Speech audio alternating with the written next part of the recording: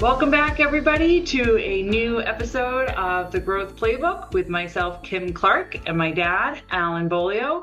Today, I'm very excited that a dear friend of ours and trusted and respected colleague, Matt Sheidow, could join us to talk about our third subject in our planning for 2026 with confidence. Hi, Matt. Thank you for joining us to talk bottom-up sales forecasting with us. Hello. Matt, I couldn't be happier that you're here, but I didn't mean to interrupt you. I want to make sure I got it in. I'm thrilled that you're here with us because Kim and I both have the utmost respect for your abilities and all that you can do. So thanks for taking the time to be here with us. Excellent. Well, thank you for being here. I'm very excited to be a part of this. So I look forward to this discussion very much. So let's get started. Welcome to the party. We always have a good time.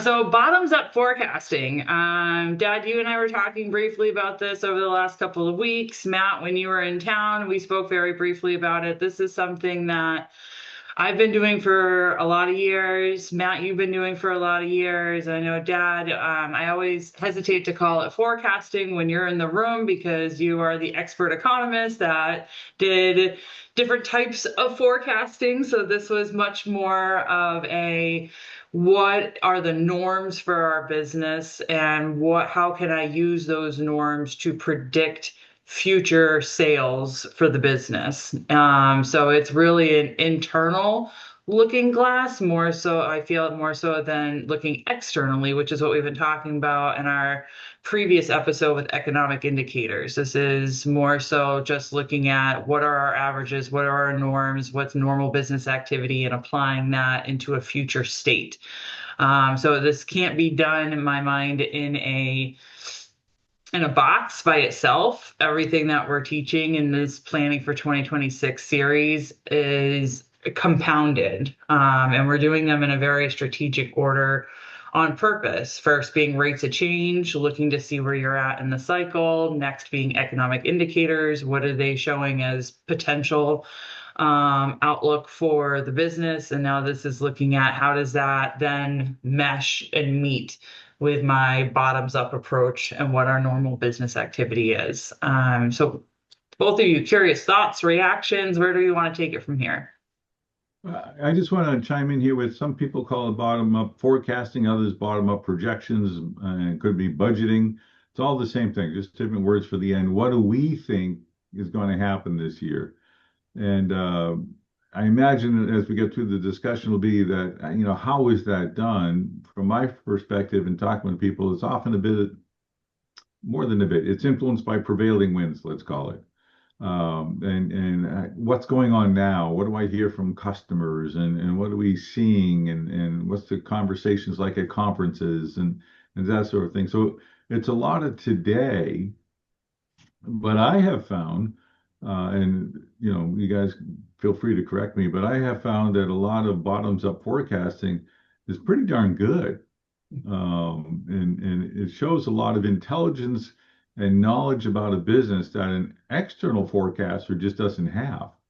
Because external forecasters, they don't know what competitive movements are being done, what new marketing plans, how we're going to shift over here and aim our sales more in this direction than in this direction, which has been our norm, and how we're going to be raising prices and we're opening up a new facility over there and that kind of stuff. So to me it's vibrant and extremely important that it not be ignored. And there is a tendency sometimes in the external world to ignore those bottom up forecasts and going, but so much more than the external forecaster. How can you ignore it? The things are much greater depth and detail. Right. How are you not incorporating that historical knowledge and for many the expertise you have in your business and your understanding of how it moves within the industries, within the market? I think it's crazy not to consider that as an accurate forecast. And one of the things I was recently talking with Ryan about, and he asked me, he's like, he made the comment, he's like, that feels backwards, Kim.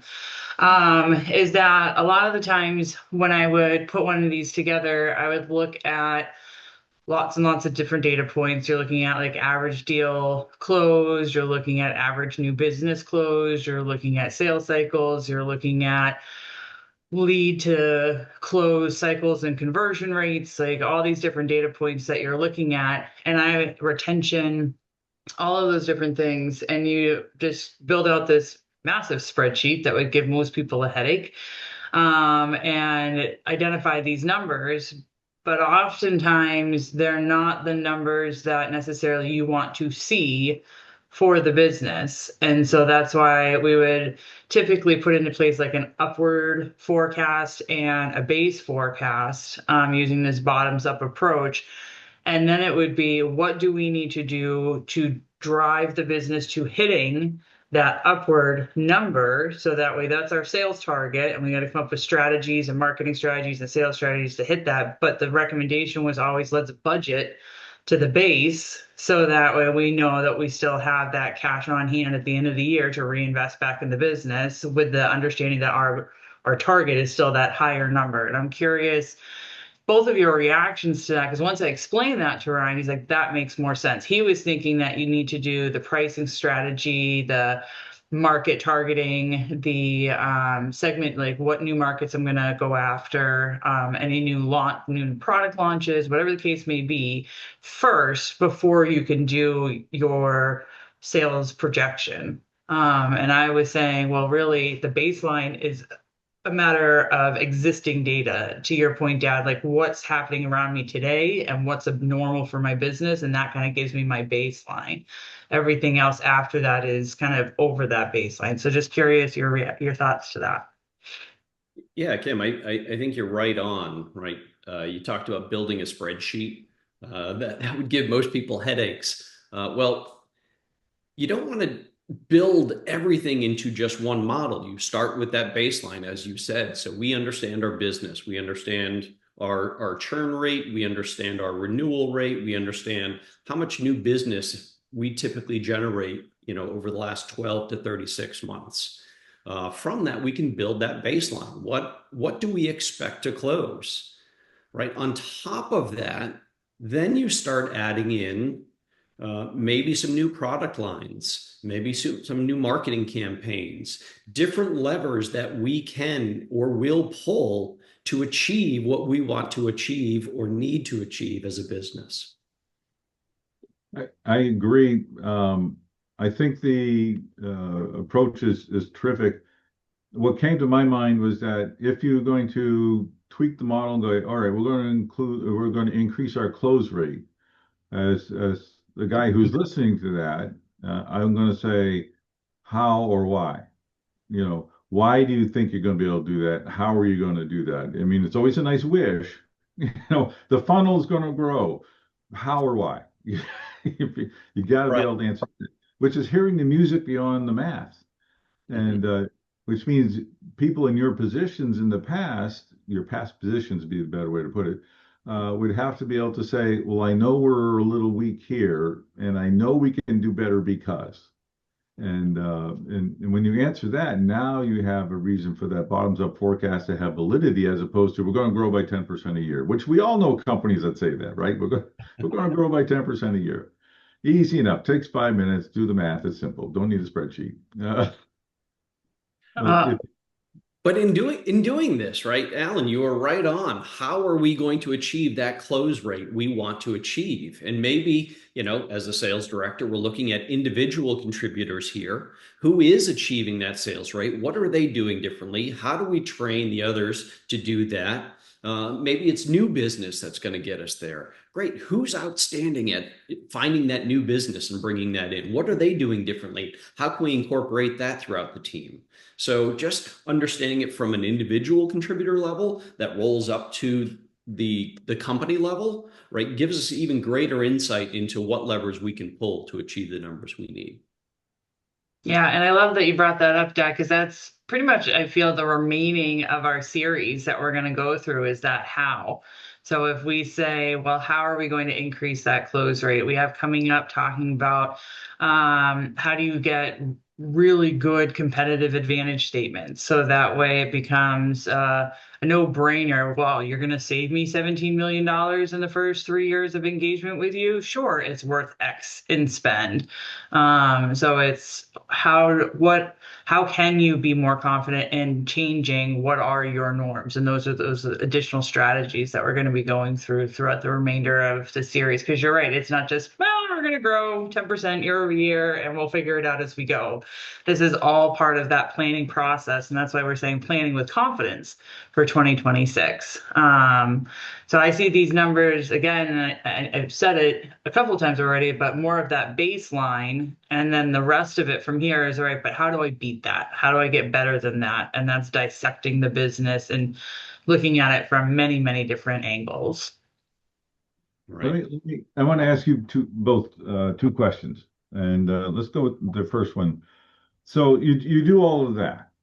And then somebody comes in from the top of the pyramid and says, you can do more. I know you can do more. So we're going to add to that. How does that make you feel?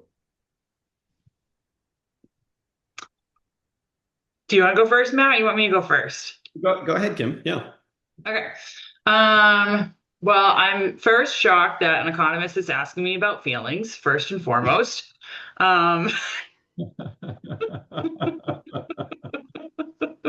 Took me off guard there.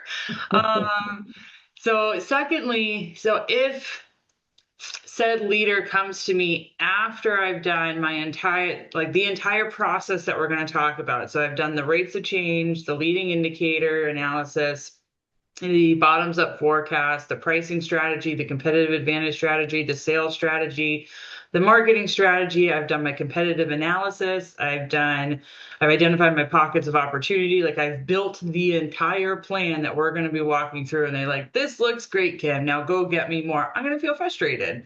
Like, wait a second. I just spent the last 3 months putting all of this together. So my emotional reaction would be one of frustration. My analytical reaction, after I have a second to process the emotional, is going to be why. And how is that beneficial? Because more money isn't always beneficial. You can swamp the boat. You can climb up too many walls at one time and then not do any one thing well. So I'm going to ask the question, why do we need more?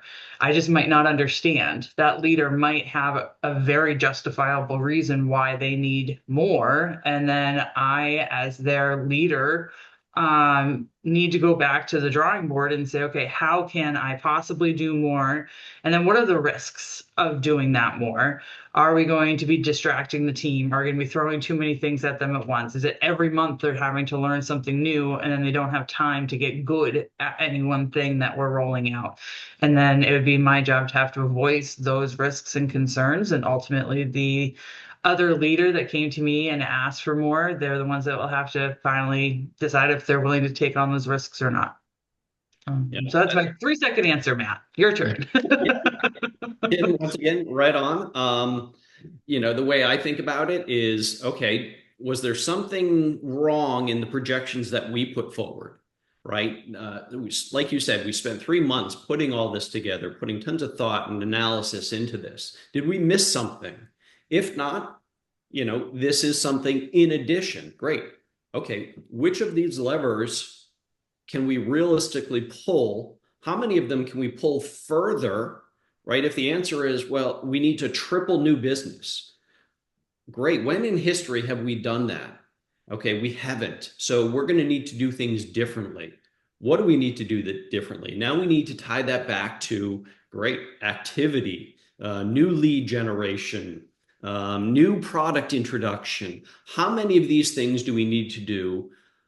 Realistically, applying our close rates, our sales cycles to these things in order to pull in whatever that higher goal is. Is that realistic?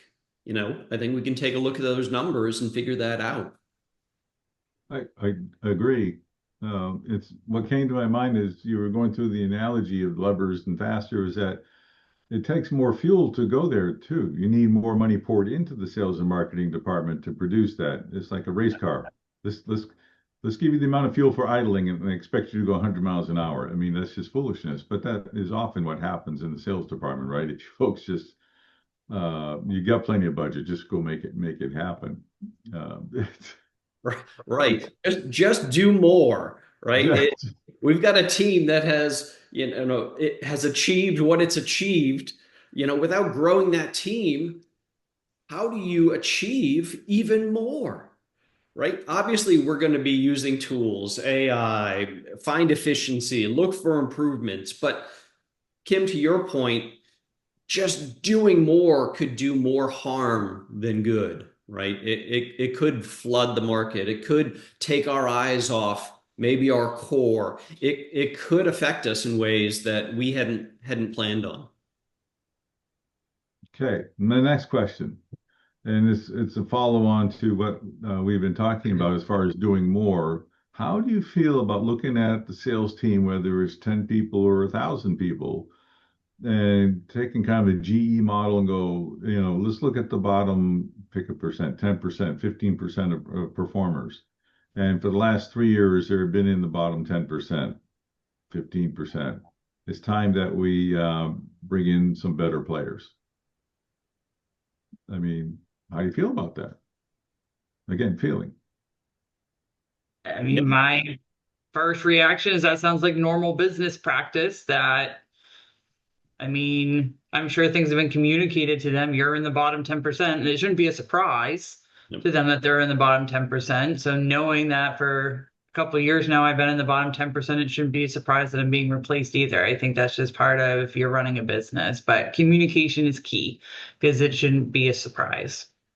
Yeah, I agree. I'm a believer in reward your A's, try to get your B's to an A, and if your C's aren't moving, let's replace them. But to Kim's point, that should never come as a surprise, right? Sure. Be working with those C's, trying to get them to B's and then to A's.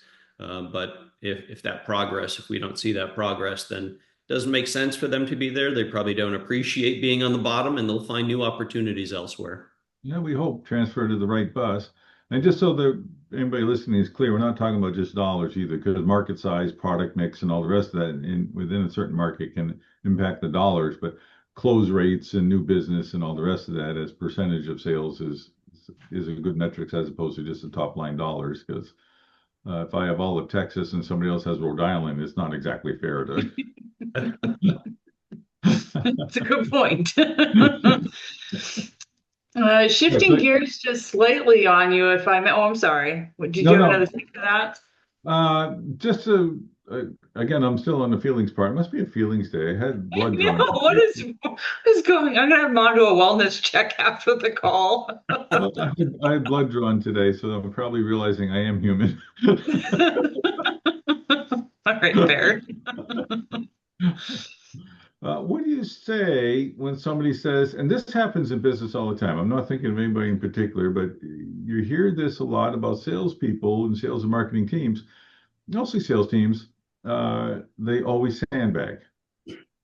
Mm. Well, I think if you have a good CRM system, you can kind of see through that. If you're tracking your data, if you have your deals in there, but without question, I think there's some sandbagging, but again, that's another metric. That's another data point that you have. You understand that maybe people are sandbagging. But ideally, if you have a sales system, you're holding people accountable to that system, you shouldn't see that. I think that's a great answer, Matt, and that if your close rate is X and you see that somebody's projecting X minus something, you go, why are you doing that? That doesn't make any sense. But without the metrics, you can only go off of that. It seems like, but with metrics, you can answer the question. We're not, because we're holding ourselves to the same accountability we've had in the past and a little more. Right. And therefore, it's not sandbagging. Without metrics, though, you're opening yourself up to allegations of you're making it easy on yourself.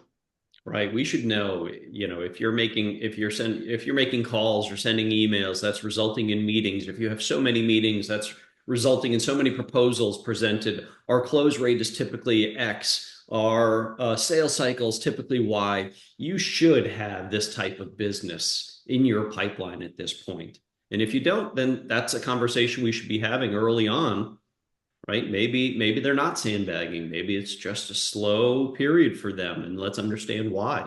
Maybe it's a slow period for everybody. Let's understand why and pull some of those levers. What do we need to do? What different things do we need to change? So it may not be sandbagging, or if it is, it's something you can address if you have the right data and accountability. And as always, please like and subscribe and follow along. We're looking forward to continuing in our 2026 Planning for Confidence series next week. Thanks for tuning in. Bye, Dad. Bye, Matt. See you. Bye.